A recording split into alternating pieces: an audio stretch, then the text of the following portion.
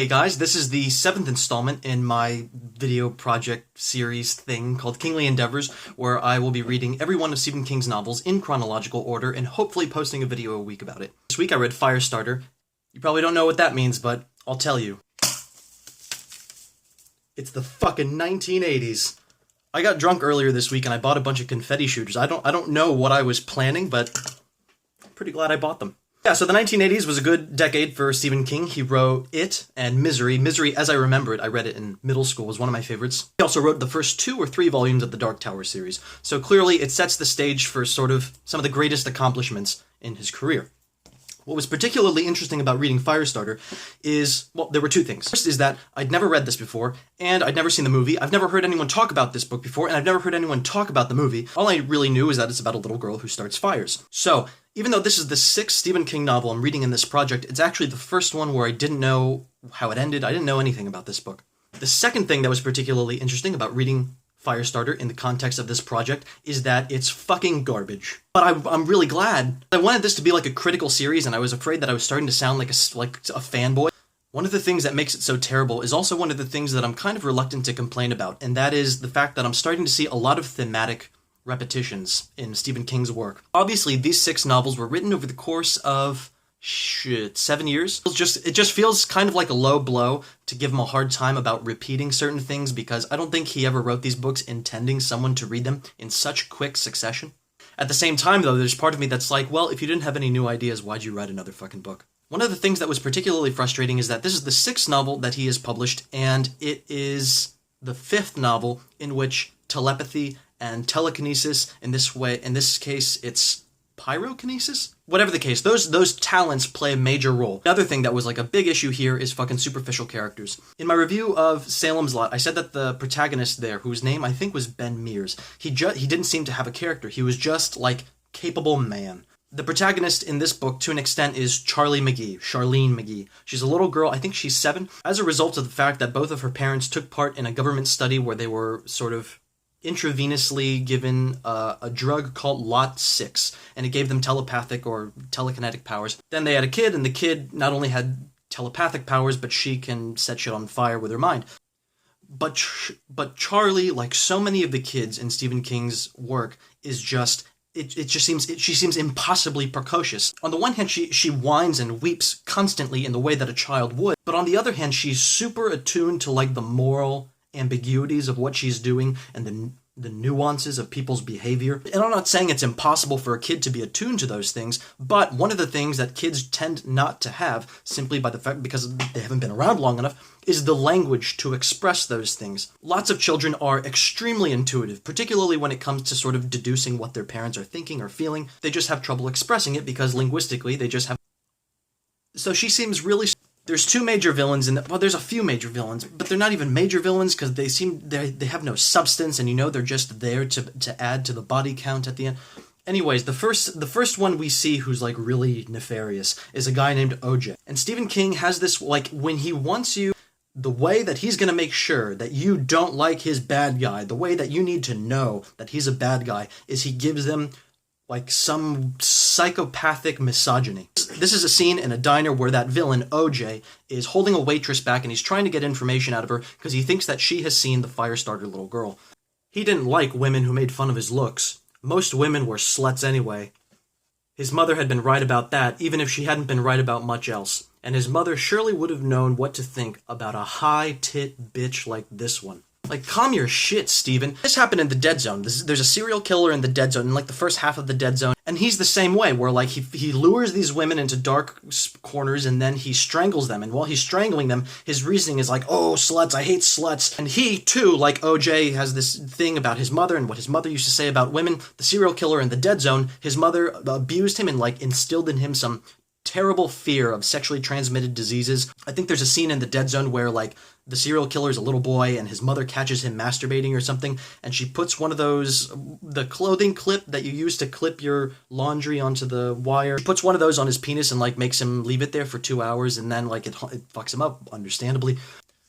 I really do think that art is just about exploring human nature, the good and the bad alike. So long as you're being interesting about it and creative and making me think, making your readers think, go ahead and have a misogynistic character. Have a whole fucking cast of misogynistic characters. It doesn't matter. My issue here is that it's lazy storytelling, because it seems like this was made on an assembly line. I think that in trying to sort of pump out an interesting story, he thought, okay, I need a villain. Okay, I need to really make this villain villainous, so let me imbue him with characteristics that I know are wildly unpopular. Something similar happens in The Stand. No pun intended, but I stand by my review of The Stand. I think it's a masterpiece. I absolutely love that book. It's one of my all-time favorites, but there's a scene that enrages me. Again, I'm not saying that I'm opposed to Stephen King depicting these things. I'm opposed to the lazy writing wherein he is using certain characteristics to clue us in, or to sort of like manhandle our emotions so that we dislike a certain character. As I was saying about The Stand, there's a character named Harold, I think it's Lautner. He's a fat guy, he's pathetic, he's a teenager, and he's trying to get a certain girl, and he does a lot of very upstanding things in the beginning. Ultimately, he becomes a villain, but it's very clear that Stephen King wants us to not particularly like him. And I know there's a scene, and remember, keep in mind that The Stand is about the end of civilization. There's a scene where Stuart Redman, who's basically the hero of the novel, he goes up to Harold, with whom he's been arguing. Harold is being unreasonable, and he goes to whisper something in Harold's ear. And Stephen King very quickly, but very graphically, describes the big clots of earwax in Harold's ears. The implication there, from storyteller to reader, is obvious. We're supposed to equate ugliness and poor hygiene with villainy. He doesn't want us to like this character, so he's going to take the easy route of making this character seem gross by saying that, oh, he's got a lot of earwax in his ears. Keep in mind, this is the end of civilization. 99% of the world is dead. I'm sure a lot of people have a lot of earwax in their ears. I'm sure every ass is poorly wiped. But still, it feels like such a lazy fucking device to try to make us feel a certain way. And there's another scene because, okay, so really just the plot of the book is that the father and the daughter, Andy and Charlie, they have these superpowers, and now the government is trying to catch them so they can sort of, I don't know, I guess use these people as weapons. So the first 100 or so pages of the book are really just the father and daughter wandering around aimlessly. They have no destination in mind. It's totally aimless, and it's such a painfully perfect metaphor for the story itself, just aimless fucking wandering. There's a scene where they are hanging out at like a campsite, and because they have no money, they're on the run, they have to hide. Andy, the father, is creeping into other campsites to steal goods. In the paragraph following the description of this act, this crime, I guess, the narrator tells us Andy really didn't feel good about doing this, which seemed like King going out of his way to make sure that we still like his protagonist. As though, as reader, feels kind of insulting. The implication it feels to me is like, okay, you don't think that I realize that desperate people in desperate situations do things that are maybe not obvious? It's like there's no room for ambiguity here. And I know it's not that at this point in his career, Stephen King could not create a morally ambiguous character. He does it magnificently with Jack Torrance in The Shining. But this is just so fucking lazy. In reading it, in trying to find some sort of depth to it, I found this... Okay, there seems to be a weird sexual thing going on with Charlie, the little girl's power to start fires. Like, for example, when the agents close in on them in one scene, the father tells her you need to, like, burn them, you need to start fires and send them away and maybe kill some. In that scene where she's first, like, really letting loose, there's some suggestion that one of the reasons that she so hates to do it, why she's afraid of doing it, is because it feels so good. It's not really described like she enjoys it, like it's a blast. It's given like this sensual component. So she's withholding it, and she's afraid to let it out because of how good it feels. Which, like, that sounds like a thing, right? And then prior to this, Charlie's mom, who is dead when the novel begins, but we meet her in some flashbacks, when she started dating Charlie's father, Andy, she was afraid to have sex. She couldn't enjoy sex because she had been molested when she was young. And so there's some accounting of how, like, they gradually got more comfortable with each other, and over the course of several months, her mother loosened up and she was able to enjoy sex, and they had a healthy sex life and a great marriage, whatever. The main villain of the novel, who comes in quite late, his name is John Rainbird, the hitman for this government agency that's trying to capture the Firestarter. He comes to believe that if he can look into Charlie's eye, he thinks that she's he's kind of deifying her. He thinks that if he can look into her eyes while she's dying, that he will gain some insight into the afterworld or something, or it'll like elevate his status as a spiritual being. He starts manipulating all the people around him so that it seems as though he's cooperating with the government agents, but what he's really doing is he's trying to engineer a situation whereby he will be given the opportunity to kill the little girl. He pretends to be a janitor, and he comes to visit her in the apartment that she has appointed within this government compound, and he wins her over. And as he talks, the more and more he talks to her, the more he starts to realize, hey, this girl's really smart.